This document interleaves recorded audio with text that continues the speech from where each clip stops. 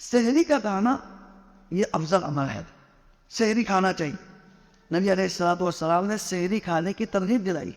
آپ علیہ الصلوۃ والسلام نے فرمایا کہ ہمارے روزے کا اور یہ اہل کتاب یہود اور نصارہ بھی روزہ رکھتے ہیں، ان کے درمیان کا فرق یہ ہے کہ اللہ تبارک و تعالیٰ نے ہمیں سحری کھانے کا حکم دیا ہے، سحری کھانے کا حکم دیا ہے، اور سحری آخری ٹائم پہ کھانا افضل۔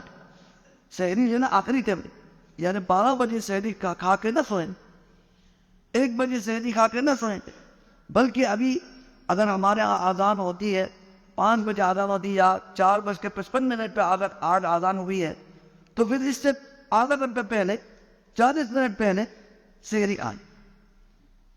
اس کا بڑا فائدہ ہے۔ نبی علیہ الصلوۃ والسلام نے فرمایا کہ سحری کھاؤ، سحری کھانے میں برکت ہے، سحری کھانے میں برکت ہے۔ برکت کس طرح حاصل ہوگی؟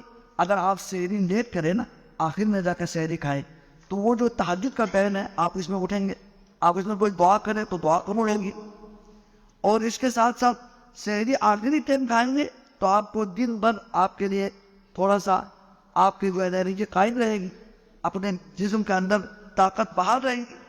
تو پھر طاقت بحال رہے تو پھر آپ کے لیے دن کو کوئی کام کر سکیں گے۔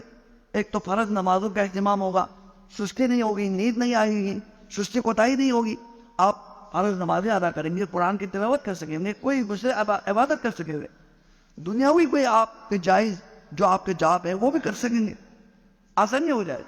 جب نہیں کھائیں گے، آپ سحری بھی نہیں کھائیں گے، تو پھر دن کو آپ کو بھوک کی وجہ سے آپ نڈال ہو جائیں گے۔ تو اس طرح کے جو خیر کے کاموں میں آپ پیچھے رہ جائیں گے۔ اسلام کا یہ مطلب نہیں ہے کہ آپ نڈال ہو جائیں اور آپ جو ہے نا وہ بالکل گر جائیں، یہ مقصد نہیں ہے، تکلیف ہو جانا مقصد نہیں ہے، وہ ایک عبادت ہے۔ اس لیے عبادت کو شرعی ضوابط کے مطابق ادا کرنا کیا ہے، یہ ضروری ہے۔ اس لیے سحری ہمیں کھانا چاہیے، اور سحری میں برکت ہے۔ نبی علیہ السلام نے فرمایا کہ سحری کو لیٹ کرنے کی ترغیب دلائی ہے، سحری کھاؤ بھی اور وہ لیٹ بھی کھاؤ، آخری ٹائم پہ کھاؤ۔